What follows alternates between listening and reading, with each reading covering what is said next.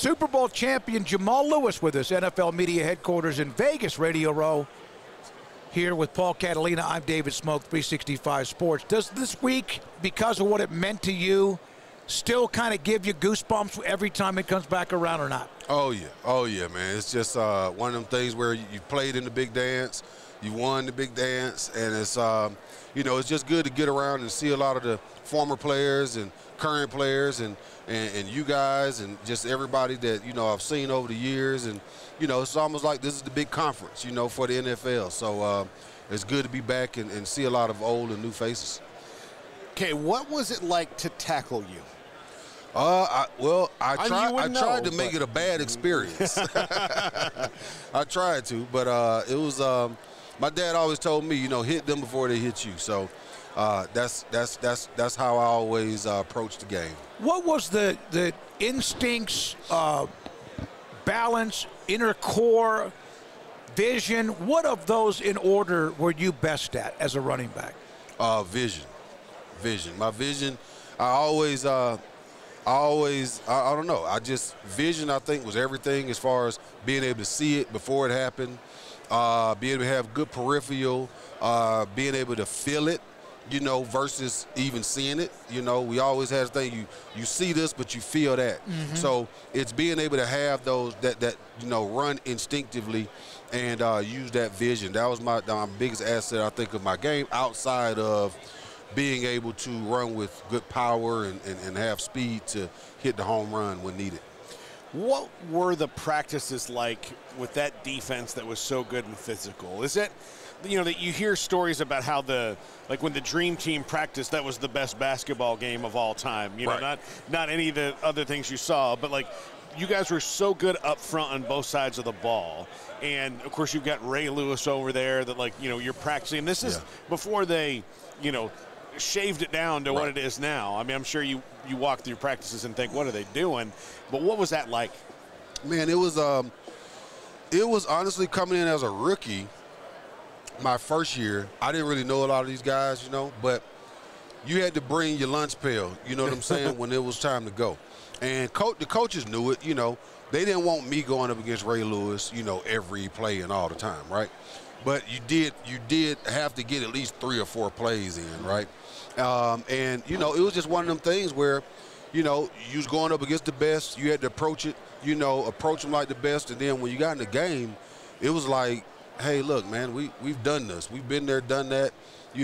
I'm not playing against anybody on this field that's better than Ray Lewis or Rod Woodson or some of these guys I got to go up against in practice every week. Jamal, you had the great rookie year, and that also won the Super Bowl. After that, did you think, then this is pretty easy? Oh, yeah. I said, this is it? I got this figured out. Mm-hmm. But, there's a lot that go into it from an organizational standpoint. There's a lot that goes into it from just the dynamics of the team, who's getting paid, who's coming up for contract, who's trying to get more playing time, who's battling for positions. So, in order to go to a Super Bowl, win a Super Bowl, things have to go right when you win a championship, and those things have to all fall in place the right way. Who do you think was the most underappreciated member of that Ravens team? Trent Dilfer. Mm-hmm. I think Trent Dilfer. Trent was he just didn't get the respect that he should have gotten. That just because of his past, or whatever. But I can tell you one thing, when he came into the huddle after we benched Tony Banks, I knew that it was going to be a change and it was going to be different. Because he came in the game, he said, hey, boys, let's go win this game. Where is this? But that's the veteran that he was. And, hey, he came in, didn't make any mistakes. He knew what we needed to do to win, and I just don't think he got that credit. Well, the thing, I'm interested to hear and glad to hear you say that, because if anybody could have done it with your defense, then you would have had to bench Tony Banks, would you? Right, yeah. It was, I think that, it was just we wasn't able to get the offense going the way that Billick really wanted it to. And I don't think that he thought that we was going to be this team that was running the ball as much as we were and not throwing it downfield as much as we didn't, right? So it was something in that a head coach had to go in and change his dynamic. He had to go in and change his approach on this whole season, because now we got to hand the ball off. We got to play good defense, and we got to make the least mistakes we can at throwing the ball and get it to Shannon Sharp. Like, that was, as a head coach, that's a offensive guru. Like, you have to bow down to this. Like, this is, that was just a change, but it was change for the better, and I think that had a lot to do with us going on to go and win a Super Bowl. You played at Tennessee, had a great start there. Injuries took over. They've been in the news lately with the state of Tennessee suing the NCAA, and the NCAA going at them. Had the nice year 2 years ago with Heupel. Last year a step back, but your thoughts about where the Vols are?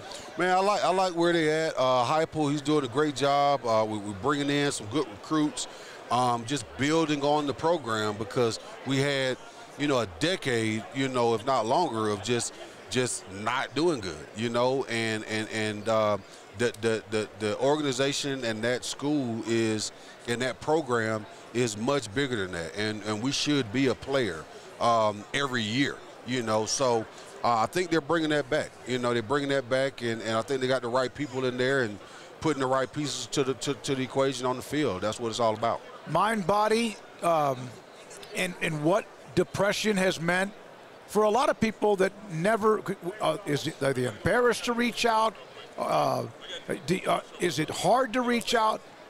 You, mind body optimization, Jamal Lewis with us on this. Randy Grimes was on it with us earlier. What did that mean? Did you have a bout? Was it with the injuries? A career's over? Transition? When did you experience something like that? I think it was more after, I got done. Just not having that structure, not having the team doing everything for you, everything being laid out for you or whatever, and establishing that structure. That's when I dealt with a lot of depression and trying to figure out where am I going, who am I, what am I supposed to be doing, and because you always had this routine. I had a routine every year on how I'm going to approach the season. Everything was about getting ready for camp and getting ready for the season. But then when that's over with, that's done, the lights are out, the fans are gone.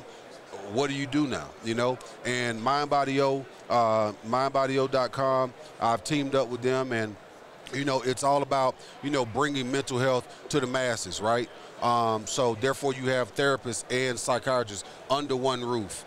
So you don't have to go to different places. And as athletes, you have to find that, and you have to go see a therapist. Then you have to go somewhere else 2 or 3 weeks later, go see a psychiatrist just to kind of get your diagnosis, get your plan and what you're supposed to be doing or what you need to be doing to just have a better quality of life.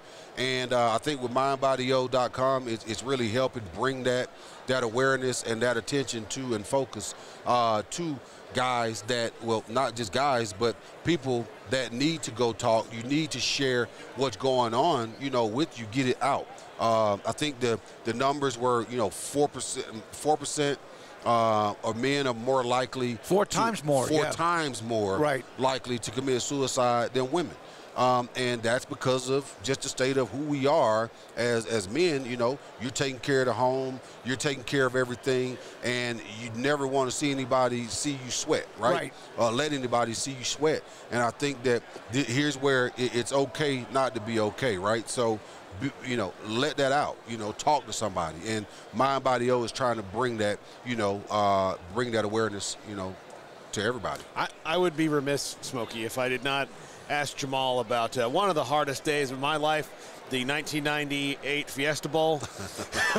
As a Florida State FSU guy, he's wearing the garnet right now. As a Florida State alum, that was my freshman year.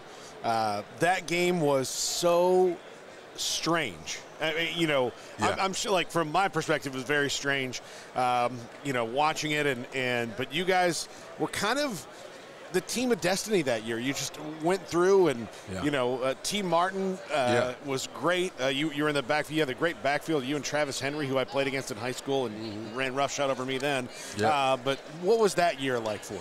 Man, it was one of those things where Peyton was gone, and you just didn't know. We knew what T could bring to the table, but we just lost the field general. You know what I mean? We just lost the man, you know? And honestly, I knew what I had to do, and that was kind of take the pressure and take the load off of the quarterback. So I did my part and just trying to run hard and make that happen. But after that, I think I ended up getting injured about the 4th game of the season, and you could just tell everybody just pulled together. You know, pulled together, rallied behind T, and it was just game after game after game. We just knocked it down, you know, and things just kind of fell in our court. But, man, if you look back at that team, we had a lot of great players on that team. Peerless Price. Oh, yeah. Peerless Price, T, myself, you know, Al Wilson, just that defense, Jonathan Brown. We had some guys over there that was just awesome. So in a matter of 3 years, you won a national title, and then you won a world title. Right. That's pretty good. It was awesome. Yeah, that was Did the loss to Nebraska help you guys get ready for the next year? Oh, yeah. After that game, they were really, really good. Man, they were really good. They destroyed us, man. It was just physical, and I think that left a bad taste in our mouth going into that next season where, look, we knew what we had to go do, and we put in the work. Also, which Colquitt? Was it Dustin Colquitt that was your punter? No, the other one. It was Colquitt. It was Dustin. I don't know. Yeah, I know it was Colquitt. I know Colquitt. The key play in the game was roughing the punter, which was. Right. He and I have a history with Nebraska, Florida State, big moments where Florida State got the edge on a call. So you're a Nebraska guy? Yeah, I was born in Omaha. Yeah. So you know that was my first choice. Was it? Well, you. Yeah, oh Nebraska was my first choice. Was Amon Green there already? Amon Green was there, but Lawrence Phillips had just left, and I was a big Lawrence Phillips fan. He had just left. Tom Osborne calling your phone. Damn. Like, come on. Like, Tom Osborne calling your phone. You would have spent, you in that offense would have been phenomenal, along with what they had already in the depth. So what flipped it?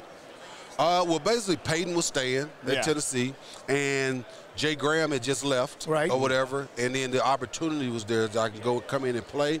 And it was a 14-hour drive to Nebraska for my parents and 3 hours to Tennessee. So, Jamal, again, for you to speak out and also let everyone know, mindbodyo.com. If you need to share or talk or get something out, nothing wrong with that. Contact mindbodyo.com. Thanks for the great career you had. Thanks for the time we had today. Hey, thanks a lot. You guys have a good one. Jamal Lewis, former Tennessee and Baltimore Ravens star on 365 Sports.